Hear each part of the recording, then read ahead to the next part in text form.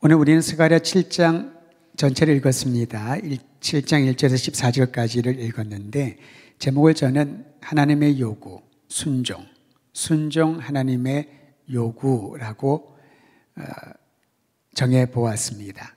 사실 순종이라고 하는 것은 기독교인들에게는 정말 중요한 하나님의 요청으로 알고 있습니다만은 가장 힘든 것 중에 하나가 순종이 아닐까 싶습니다. 이런 얘기를 간혹 듣습니다. 요즘은 그런 분들이 거의 없는데요. 연말이 되면은 또 찾아옵니다. 몇몇 분들이 개인적으로 와서 목사님, 제가 딴 것들은 다 순종하겠습니다만은 요것만큼 못할 것 같아요. 그러니까 순종의 중요함을 알기는 아는데 그 일이 너무나도 버거워서 그것만큼은 못하겠다라는 그런 생각들과 얘기를 할 때가 있죠.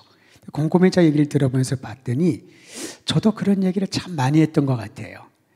열정적으로 주님 섬기고 봉사하고 기쁨으로 교회를 섬겼지만은 순종하는 것은 잘 알고 있는데 순종하기 어려운 그러한 때, 그러한 일이 있다라는 것이죠. 이처럼 순종은 잘 알고 있지만은 힘든 것이라고 할 수가 있습니다. 우리의 노력과 의지만으로 할 수 없는 것이 순종이죠. 하나님이 마음을 부어주셔야, 순종의 마음을 부어주셔야 가능한 건 아니겠습니까? 사사기를 읽고 특히 요즘 새벽 기도회 때 열왕기 하를 읽게 되는데요. 우리가 사순절 전에 열왕기 하 25장까지 다 읽게 됩니다. 열왕기상, 열왕기 하를 읽으면서 무엇을 느끼냐면은 참 이스라엘 백성들도 대단하다. 하나님이 이렇게 선지자를 통하여 반복하여 말씀을 하시고 징계도 하시고 때로는 격려도 하고 위로도 하시면서 순종하는 백성들에게 주실 복에 대한 내용들을 그렇게 귀가 닳도록 말씀을 하셨는데도 불구하고 이스라엘 백성들의 반응은 어땠냐면은 순종하지 않거든요. 하나님이 응답을 얼마나 많이 해주시나요? 구체적으로 또 예언자들을 보내서 선지자들을 보내서 얼마나 세밀하게 하나님께서 말씀을 하시나요? 만약에 우리에게 열왕기 시대에 그러한 선지자를 통한 예언의 말씀들이 들려진다면은 굉장히 많은 사람들이 회개하고 뉘우치고 순종의 반열에 들어갈 것입니다. 그런데 이스라엘 사람들을 보면은 그렇게 순종치를 않아요. 광야에서도 마찬가지입니다. 40년 동안 하나님이 돌보신다는 징표가 확실히 있었죠. 만나와 메추라기가 내려오지 않습니까? 하나님이 먹여주지 않으시면 그들은 다 광야에서 굶어 죽거나 야생동물의 먹잇감이 될 것입니다. 물이 없어서 다 기아 상태에서 서서히 죽어갈 것입니다. 그런데도 불구하고 그들은 인구 줄지 않고 더 많은 사람들이 그 광야라는 척박한 땅에서도 가정을 이루고 아이들이 태어나고 그렇게 먹을 것과 마실 것들을 공급받으면서 살아가니 하나님께 순종하는 것이 당연하다고 여길 텐데 광야의 생활을 보면 그렇게 불순종을 하거든요. 그만큼 이 순종이라고 하는 것은 우리의 의지만으로도 어렵고 또 주변의 분위기만으로도 불가능한 것이 순종이라는 것입니다. 그럼에도 불구하고 하나님은 끊임없이 우리에게 순종을 요구하십니다. 오늘 우리가 읽은 스가랴서는요, 어떤 날을 기점으로 시작을 합니다. 시기적으로는 다리오 왕 제4년 9째 달이라고 말합니다. 이때가 언제냐면요, 15년간 성전 재건이 중단되었다가 다시 시작을 합니다. 다리오 왕에 의해서 다시 시작을 하는데 이렇게 성전 재건이 15년간 중단되었어요. 그러니까 15년 동안 중단되었다는 것은 다시 시작하려면 처음부터 다시 해야 하는 것과 마찬가지입니다. 여러분 그럴 때 있지 않습니까? 하다가 멈추면은 다시 시작할 때 더 어려움을 느끼게 되죠. 아예 아무것도 없는 곳에서 시작을 하는 것이 중단된 것을 다시 시작하는 것보다는 더 쉽다고 할 수 있을 겁니다. 그런데 15년이 중단이 됐습니다. 그리고 성전 재건이 재개된 것이 4년째 되는 해에 하나님께서 스가랴에게 말씀을 하십니다라고 말합니다. 이때를 유대력으로는 기슬레월이라고 하는데 우리에게는 양력이 더 이해하기 편하죠. 양력으로는 11월에서 12월에 걸쳐 있습니다. 우리의 11월과 12월은 추운 겨울입니다마는 그러나 이스라엘 땅에서의 11월과 12월 양력은요, 씨를 뿌리기 시작하는 그러한 시기였습니다. 참 바쁜 시기였던 거죠. 이처럼 파종에 바쁜 시기였지만 예루살렘 북쪽에 위치한 베델에서는 종교 재건의 움직임이 일어나기 시작을 했습니다. 전체적으로 성전 재건이 다시 시작을 하면서 4년이 지났고요. 모든 것들이 큰 무리 없이 진행되는 중에 베델에서도 이제 본인들의 어떠한 개혁의 흐름들이 일어났던 겁니다. 그래서 베델에 있는 사람이 여러 사람들을 보내어 예루살렘으로 내려왔다. 그렇게 얘기하고 있습니다. 파종시기라고 했죠. 굉장히 바쁜 시기입니다. 한가하면은 다른 것들을 생각할 수 있겠지만은 한시가 시급하고 분주한 이때에 베델에 있는 사람들이 예루살렘까지 내려와서 이제 본인들이 무엇을 해야 할지, 본인들이 베델에 있는 종교를 재건해야 될 것이라고 하는 생각을 가지고 내려온 것이지요. 포로기를 걸치면서 멈추어버린 종교의식과 체제를 정비하는 일이 급선무로 여겼던 것입니다. 여러분, 베델은 분열왕국에서 북쪽에 속해 있는 지역 아니겠습니까? 여로보암, 북이스라엘의 초대왕이었던 여로보암이 이제 남유다와 갈라서면서 예루살렘이 남유다의 그리고 온 이스라엘의 예배의 처소였다면 여로보암은 예루살렘에 준하는 두 도시를 정하게 됩니다. 베델과 단. 예루살렘과 비교적 가까운 베델과 그리고 그 북쪽 끝 경계라고 할 수 있는 단, 이 두 지역을 예배의 처소로 정하면서 하나님께 예배를 드리지 않고 금송아지를 세워 예배를 드렸던 그 장소였던 거지요. 이제 북이스라엘은 먼저 망하고 남유다까지 망하고 바벨론 포로기가 지나서 돌아왔는데 그들에게 있어서는 다시 영적인 부흥에 대한 갈망이 있었던 것입니다. 그래서 예루살렘까지 내려갑니다. 그리고 이제 종교의 체제와 여러 가지 의식들을 재건하려고 하는 움직임을 가지고 왔던 겁니다. 우리는 베델에서 온 사람들이 예루살렘에 있는 지도자에게 질문한 이 내용에서 그들이 얼마나 베델을 거룩히 여기고 베델에서의 영적인 부흥을 갈망하는지를 엿볼 수가 있습니다. 오늘 말씀을 다시 한번 살펴보겠습니다. 7장 3절 말씀입니다. 3절 말씀은요, 베델에 있는 사람들이 내려와서 예루살렘에 있는 제사장들과 지도자들에게, 선지자들에게 질문하는 겁니다. 3절 같이 읽습니다. 시작. 만군의 여호와의 전에 있는 제사장들과 선지자들에게 물어 이르되 내가 여러 해 동안 행한 대로 5월 중에 울며 근신하리까 하매. 이게 질문이었습니다. 뭐에 대한 질문이었나요? 금식에 대한 질문입니다.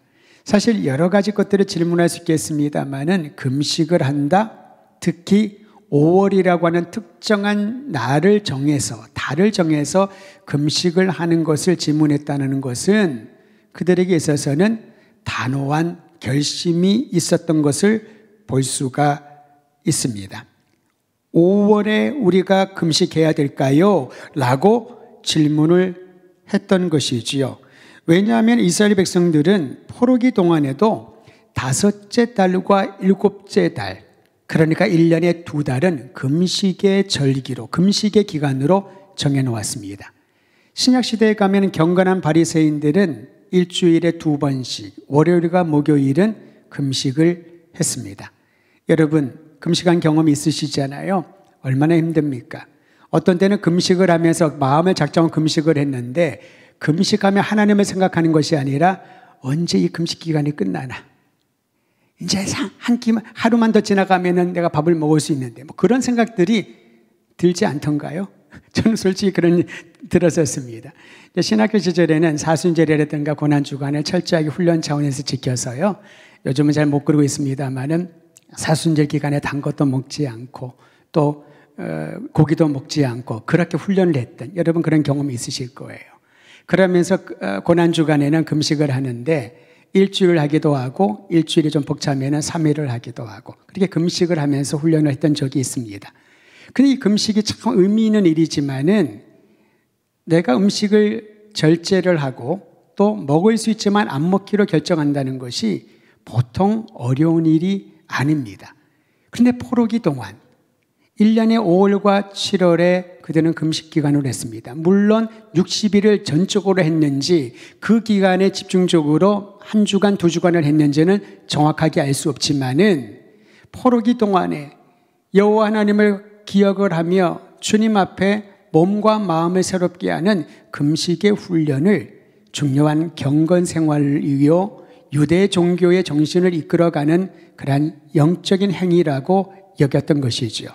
그러다 보니 포로기가 지난 다음에 베델에 있는 사람들도 그 연장선에 질문을 하는 겁니다. 우리가 5월에 금식을 하면 될까요? 그러면 어떤 부흥의 움직임이 일어날까요? 이러한 금식 운동이 시작되어야 베델도 이전의 영광, 베델은 하나님의 집이란 뜻 아니겠습니까? 역사를 거슬러 올라가면 야곱이 돌베개 했던 그 돌을 세우고 하나님의 집이라고 베델이란 이름으로 새롭게 변화된 영적 부흥의 장소 아닐까요? 그러한 간절한 마음을 가지고 베델에서 온 사람들이 질문을 했던 것입니다. 그런데 여러분, 이보다 더 본질적인 영역이 있습니다. 진정한 영적 부흥과 새로운 일들을 기대하려면은 금식이나 종교의식이나 종교체제를 정비하는 것보다 더 본질적인 영역이 있어야 된다는 겁니다. 그것은 참된 예배의 정신과 구별된 생활 방식입니다.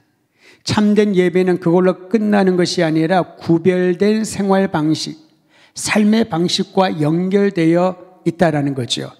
여러분 로마서에 가면 12장 말씀을 잘 암기하고 계실 것입니다. 그러므로 형제들아, 그러면서 바울이 로마에 있는 성도들에게 무엇을 권하나요? 너희 몸을 하나님이 기뻐하시는 산 제물로 드리라. 이것이 너희가 드릴 영적인 예배니라. 진정한 예배, 하나님이 기뻐하시는 예배는 구별된 삶과 연결되어 나타난다는 것입니다. 그러니까 금식이라고 하는 종교 관행이나 또는 금식을 통하여 얻는 여러 가지 교훈이나 유익들보다 더 중요한 것은 누구를 위하여, 무엇을 위하여 금식을 하느냐인 것입니다. 만일 이기적인 목적을 위해서 형식적인 종교 관행을 쫓기 위하여서 하는 금식이라면은 그것은 아무 영향력이 없다라는 거죠. 레위기는 예배의 책입니다. 5개의 제사가 나옵니다만 그게 바로 예배를 말하는 것이지요. 제물을 준비하는 것도 하나님께서 말씀하신 대로 제물을 준비해야만 했습니다. 즉 내가 보기에 멋지고 좋은 제물이 아니라 하나님 마음에 합한 제물을 주님의 명령을 따라서 제사장이 준비를 하고 있지 않습니까? 예배에 대한 책입니다. 이 예배에 대한 책의 핵심 요절이 레위기 19장 2절이지요. 제가 19장 2절을 말하면 여러분 이 말씀이 기억나실 겁니다. 나 여호와 너희 하나님은 거룩하니 너희도 거룩하라. 예배에 대한 얘기를 하면서 제물을 준비하는 여러 가지 제사의 종류들에 대한 것들을 설명을 하면서 제사장에 대하여, 제사장이 입는 옷에 대하여, 성물들을 담는 모든 기구들을 얘기를 하면서 그 핵심적으로 주님께서 또 강조했던 말씀은 나 여호와 너희 하나님이 거룩하니 너희도 거룩하라. 이 말은 여러분 겉으로 옷이나 어떤 의식이나 어떤 환경들, 공간들을 거룩하게 꾸며나가는 것이 아니지요. 나 여호와 너희 하나님이 거룩하니 너희의 삶의 영역에서 그 거룩을 드러내라는 것입니다. 이방인들 가운데, 열방 가운데 하나님의 백성은 구별되어 있다는 것을 드러내라는 것이지요. 왜 이렇게 구별된 삶, 예배와 함께 강조했을까요? 그래야지만 사람들이 들으니까요. 선하고 거룩한 영향력을 끼칠 수가 있으니까요. 똑같은 사람과 나와 똑같이 범죄하고 나와 똑같은 구덩이에 들어있는 사람의 말을 사람들은 듣지가 않습니다. 무엇인가 나와 구별된, 이게 무엇인지는 모르겠지만은 그 사람과 함께 있으면은 그가 살아가는 삶의 방식을 보면은 내 마음에 떨림이 있고 감동이 있고 움직임이 있는 것. 여러분 우리는 관계를 맺으면서 존경하는 분이 누군가가 있으실 겁니다. 그분을 왜 존경하나요? 그분의 말이나 가르침이 존경스러울 수도 있겠지만은 많은 경우, 아니 전부라고 해도 과언은 아닐 것입니다. 그의 삶이, 그의 말과 삶이 너무나도 아름답고 귀하기 때문에 그런 사람들 곁에 두면은, 가까이 있으면은 괜히 마음이 따뜻하고 든든해지고 위로를 받지 않습니까? 저는 오늘 이 질문에서 베델에서 온 사람들은 이제 종교 체제를 정비하고 또 새로운 영적 부흥을 위하여 금식 제도로부터 출발하려고 질문했지만, 오히려 하나님께서는 스가랴를 통하여서 그보다 더 중요한 것이 있다는 것을 가르쳐 주시니 그 말씀이 우리의 마음에 다시 한번 되새겨지기를 바랍니다. 참된 예배의 정신을 회복하고 그와 관련된 거룩한 구별된 삶으로 살아가는 것이 진정한 부흥과 변화의 초석인 줄 믿으시기를 바랍니다. 그러면서 성전 재건도 예배를 드릴 처소를 다시 마련한다, 그것은 크게 의미가 없었습니다. 그보다 더 중요한 것은 이 성전을 재건을 하면서 하나님께 마음을 집중을 하고 하나님이 기뻐하시고 구별된 백성으로 살아가겠다는 결단이 돌을 다시 놓으면서 부서진 곳들을 수리를 하면서 이스라엘 백성들의 마음에 하나씩 새겨지게 되었던 것이지요. 금식과 같은 종교 행위보다 더 중요한 것은 하나님의 마음, 하나님의 뜻을 알아가는 것입니다. 그러면 하나님이 원하시는 바가 무엇인지를 알아야지만 헛된 것을 따르지 않게 되지요. 사랑하는 성도 여러분, 오늘 말씀에서 이제 하나님께서 스가랴를 통하여 주신 말씀을 다시 한번 듣습니다. 스가랴서 7장 7절에 보면요, 하반절을 제가 읽어드립니다. 여호와가 옛 선지자들을 통하여 외친 말씀이 있지 않느냐 하시니라. 우리가 5월에 금식을 해야 될까요? 무엇을 해야 될까요? 그렇게 질문을 했더니 스가랴를 통하여 하나님이 말씀하십니다. 5절 제가 다시 한번 읽어드리죠. 너희가 70년 동안 포로기 아니겠습니까? 5째 달과 7째 달에 금식하고 애통하였거니와 그 금식이 나를 위하여 한 것이냐? 하나님이 질문하십니다. 나를 위하여 한 것이 맞냐? 어쩌면 이기적인 목적, 자신의 마음과 자신의 이 불안함을 제거하기 위하여 뭐라도 해야 되지 않을까? 그런 동기는 없었느냐? 마음의 동기를 짚어보라고 이렇게 질문하는 것이지요. 그리고 조금 전에 읽었던 것처럼 여호와가 옛 선지자들을 통하여 외친 말씀이 있지 아니하냐? 다시 말하면 금식도 소중하고 그러한 영적 훈련이 하나님을 생각하게 도움이 되지만 그보다 우선되어야 할 것이 있으니 이미 하나님의 사람 선지자를 통하여 하신 말씀, 그 말씀이 너희에게 있지 아니하냐? 하나님이 이미 예언하신 그 예언의 말씀을 너희가 기억해야 되지 않겠냐라는 것입니다. 신앙의 개혁은, 삶의 개혁은 하나님의 말씀을 듣고 그 말씀을 깨달아 아는 사람들에게 주어짐을 여러분 알고 하나님의 말씀을 진지하게 들을 수 있는 귀와 마음이 열리기를 주의 이름으로 축원드립니다. 저는 이 말씀을 오늘 7장을 쭉 읽으면서 스가랴가 자신이 전하는 말을 하면서 이 말이 자기의 경험담이나 교훈이나 본인이 어디서 책을 읽거나 배운 내용이 아니라는 것을 먼저 얘기를 합니다. 4절과 8절을 보십시오. 만군의 여호와의 말씀이 내게 임하여 이르시되, 똑같은 말을 8절에 합니다. 만군의 여호와의 말씀이 스가랴에게 임하여 이르시되, 즉 스가랴는 옛 선지자들이 하나님의 말씀을 대언했던 것처럼 하나님의 선지자를 통하여 대언했던 말씀이 이제 포로기 이후에 성전 재건이라고 하는 행동 가운데 중심인 것처럼, 하나님의 말씀, 예언의 약속의 말씀이 중심인 것처럼 스가랴도 오늘 우리에게 말씀하시는 하나님의 마음을, 주님의 말씀을 대언하고 있는 것이지요. 저는 우리 도전교회 성도들이 매일 하루를 시작하며 하나님의 말씀을 묵상할 때, 각자의 개인 시간에 주님의 말씀을 상고할 때에 우리에게 성령의 감도 감화하심을 받아 들려주시는, 우리의 가슴을 울려주시는 주님의 음성, 주님의 말씀 듣게 되기를 간절히 소망하는 것입니다. 그러면 스가랴를 통해 정하신 말씀에서 우리는 하나님의 뜻을 알 수가 있는데요. 그 뜻이 무엇일까요? 9절과 10절 두 절에 집중하여 기록하고 있습니다. 9절과 10절 같이 있습니다. 시작. 만군의 여호와가 이같이 말하여 이르시기를 너희는 진실한 재판을 행하며 서로 인애와 긍휼을 베풀며 과부와 고아와 나그네와 궁핍한 자를 압제하지 말며 서로 해하려고 마음에 도모하지 말라 하였으나, 다시 한번 정리를 해보지요. 베델에서 종교의 재건과 또 새로운 부흥을 갈망함으로 내려온 이들이 우리가 금식을 하는 것이 마땅합니까? 애통하며 금식부터 시작해야 될까요? 그런데 하나님께서는 스가랴를 통하여 말씀하십니다. 그것이 누구를 위하여 하는 것이 중요하다. 그리고 하나님의 뜻은 다음과 같다라고 하면서 방금 읽은 9절과 10절에 기록하고 있지요. 진실한 재판을 행하고 서로 인애와 긍휼을 베풀어라. 관계 안에서 공정하고 화목을 이루라는 겁니다. 과부와 고아와 나그네와 궁핍한 자를 압제하지 말라.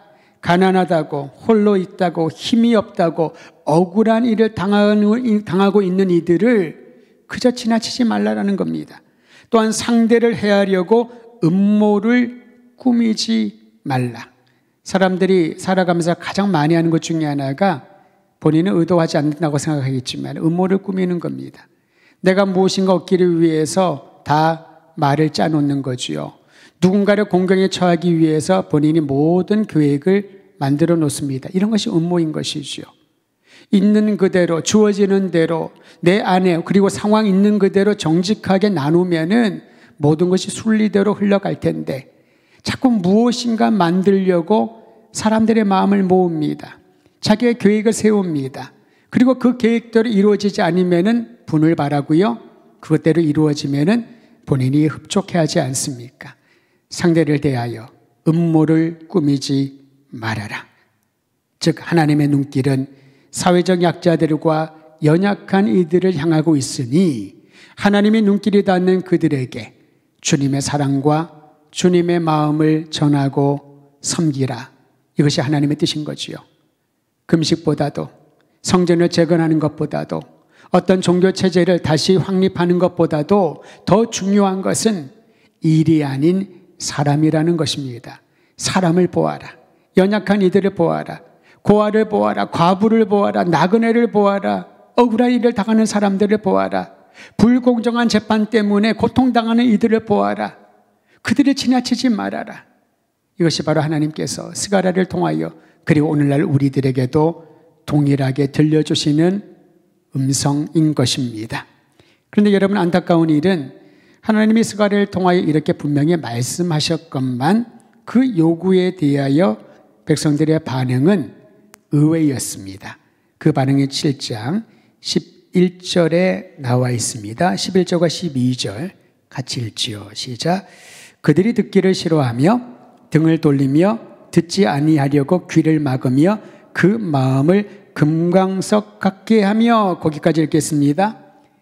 하나님께서 선지자를 통하여 특히 오늘 본문의 배경에 보면 스가랴를 통하여 직접 말씀을 하시는데 그 질문에 대하여 하나님의 뜻을 알려주시는데 듣기를 싫어한다고 합니다. 불순종입니다. 등을 돌립니다. 듣지 아니하려고 귀를 막았다고 합니다. 그 마음이 돌처럼 굳어져 버렸습니다. 금광석과 같이 되어버렸다. 이것이 하나님의 말씀을 듣는 백성들의 태도였던 거죠. 성전 재건을 시작한 지가, 멈추었던 그 성전을 재건한 지가 4년이 되었다고 합니다. 매일매일 같이 온 백성들이 예물도 드리고 땀도 흘리고 시간을 투자하여서 성전을 재건하고 있습니다. 이제 베들 땅도 이제 하나가 되어서 유대 종교의 여호와 하나님을 경외하는 예배의 체계를 세우고자 사람들이 그 바쁜 시기에도 일감을 다 내려놓고 이것이 더 중요하다고 여겨서 사람들이 모여들었습니다. 그러나 하나님의 요구에 대하여, 주님의 명령에 대하여 그들은 귀를 막고 듣기를 싫어했습니다. 내가 생각하기에 하나님이 좋아하는 일, 내가 생각하기에 하나님을 기쁘시게 할 수 있다는 일에만 집중하지, 정작 하나님의 말씀은 들어도 지나쳐버리고 귀를 막고 불순종했다라는 것입니다. 저는 오늘 이 말씀 우리에게 적용할 때 혹여나 내가 우리 모두가 주님의 일을 섬기고 주님이 기뻐하시는 일을 한다고 하면서도 정작 하나님께서 나에게 알려주시는 말씀, 주님의 뜻을 나에게 밝히 보여주실 때에 등을 돌리고 귀를 막고 마음이 돌같이 딱딱해서 하나님의 말씀에 불순종하고 있지 않은지 다시 한번 점검하는 시간이 되기를 간절히 소망합니다. 하나님을 얼마나 많이 인연했는가가 아니라 하나님이 귀히 여기는 한 사람 한 사람을 어떻게 대하고 있는가. 여러분, 우리가 중보기도라는 얘기를 많이 하죠. 중보의 기도가 무엇입니까? 내가 알고 있는 그 사람을 위하여 기도한다고도 알 수 있겠습니다만은 다르게 말하면 하나님 앞에 고귀한 한 사람, 그의 간절한 기도의 제목을 하나님 앞에 의탁하는 그 거룩한 일에 동참하는 것이 중보의 기도인 것입니다. 하나님이 소중히 여기는 사람, 하나님 앞에 아름다운 그 사람을 위하여 내가 기도로 동참하는 것이죠. 이것은 어떤 면에서는 특권이라고 할 수가 있습니다. 가장 소중한 일이라고 할 수가 있죠. 하나님께서 바라보시는 한 사람 한 사람을 위하여 나아가는 것, 섬기는 것, 그것이 바로 진정한 예배의 부흥과 신앙의 개혁을 이끌어가는 일인 줄을 알고 우리 성도들, 도드림교에 속한 모든 이들, 또한 스쳐 지나가는 사람이 아무도 없도록 내가 몸을 움직이고 발을 움직이고 마음을 열어서 함께 기도하고 섬기는 일들이 일어나기를 간절히 소원합니다. 많은 경우에 사람들은 과거 종교의식과 관습을 복원하면 베델 사람들처럼 그런 금식의 정신과 금식의 규례를 복원하면 과거 영광을 재현할 수 있을 것이라고 기대를 합니다. 그러나 정작 하나님은 거기에 초점을 두지 않습니다. 오히려 전심전력하여 하나님의 말씀을 듣고 순종하라고 요청하고 계십니다. 순종은 우리를 향한 하나님의 요청입니다. 하나님의 말씀에 불순종하는 자들에게 주님께서는 징벌을 내려주실 것이라고 말하고 있습니다. 어떤 징벌일까요? 불이 내려올까요? 땅이 갈라질까요? 어떤 징벌일까요? 오늘 스가랴서에는 하나님이 그의 말씀에 불순종하는 이들에게 어떻게 다루시는지를 다음과 같이 말하고 있습니다. 우리 함께 13절 말씀 같이 읽도록 하겠습니다. 13절입니다. 시작. 내가 불러도 그들이 듣지 아니하는 것처럼 그들이 불러도 내가 듣지 아니하리라. 만군의 여호와의 말씀이니라. 이게 바로 하나님의 징벌입니다. 하나님이 불러도 우리가 대답하지 않는 것처럼 우리가 아무리 목 터져라 부르고 부르짖어도 하나님이 응답하지 않는다. 저는 이 말씀을 보면서 얼마나 가슴이 떨렸는지요. 여러분, 우리가 주님 앞에 나와 간절히 기도할 때 그 기도를 하나님이 듣지 않으신다고 생각을 한다면 얼마나 힘이 빠질까요? 얼마나 마음이 아플까요? 삶의 이유도 찾지 못할 정도로 마음이 무너지지 않을까 싶습니다. 우리가 기도하는 것은 그 기도에 하나님이 응답하시고 우리의 뜻을 넘어선 하나님의 뜻이 드러난다는 확신이, 믿음이 있기 때문에 오늘 이 밤에 모여 예배드리고 기도하는 것 아니겠습니까? 사랑하는 성도 여러분, 주님께서 말씀하여도 주님의 말씀에 불순종하는 이들, 하나님께서는 그에 대한 보응으로 우리가 불러도 그 부름에 응답하지 않겠다는 것을 스가랴를 통하여 가르쳐주고 있습니다. 그럼에도 불구하고 성경 전체는 우리에게 말합니다. 주님께로 돌이키면, 부르짖으면 주님께서는 크고 비밀한 일을 알려주시고 간절히 주님을 찾으면은 그 찾는 일을 만나 주시겠다는 것이지요. 이 약속을 믿고 오늘 밤에 함께 기도하기를 원합니다.